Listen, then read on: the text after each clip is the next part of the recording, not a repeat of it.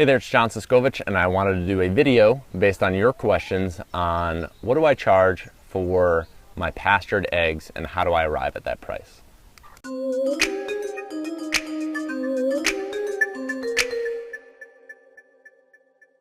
So it all comes down to data, right?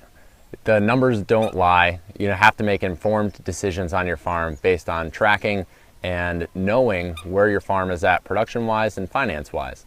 You need to know what you need to charge in order to make a profit, in order to sustain your farm. Sustainability is not just about taking care of the environment and being a land steward and raising things organically.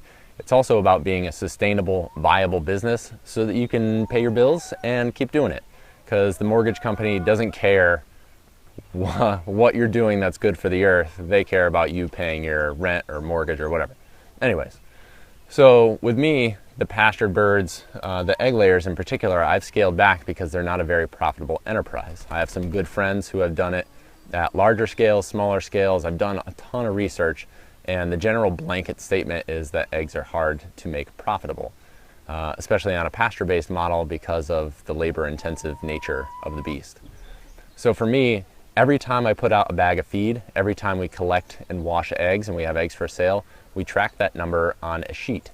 We have a simple document that we created in Excel. It's just a table that has the date, how many eggs you collected, how many were cracked, what that total number is, if you gave feed that day, if you had bales of shavings, because we put shavings in the coop, anything that you would spend money on, and then special notes for any extra labor. We have an average labor number worked out for hours per day. It's usually about an hour or so on the layers here between egg washing and everything else. So we factor in what we have to pay somebody to do that and how much everything else costs, and that gives us a monthly number on what we would have to reach for our eggs. So our sweet spot between our market and what we're doing on farm is about $6 per dozen. Our feed is very expensive because we go with the organic non-GMO feed, but that's what our customers want, so we can charge that $6 per dozen with eggs. But it's still very expensive to raise the egg layers, and as farming goes, they're one of the less profitable arms of the farm here. So with anything on farm, you can take your best guess. You can go to the supermarket or you can go to your farmer's market and see what other people are charging price-wise and kind of give yourself a ballpark until you have your own information.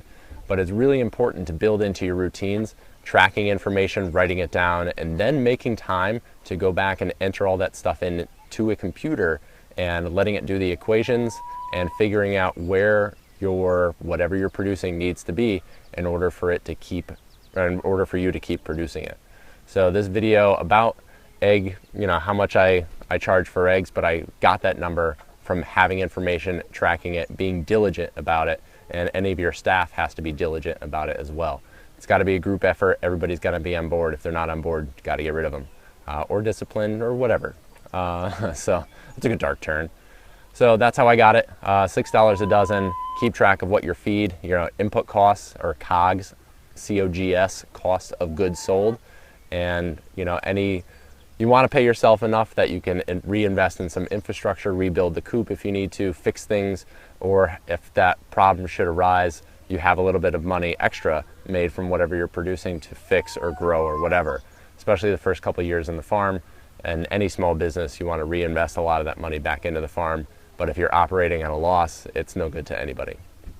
So that's it. That's how I reach my egg prices. Hope it helps. If you want to continue the conversation, do it in the comment section below. I'll create some more videos if you got questions. And until next time, I will see you out in the field.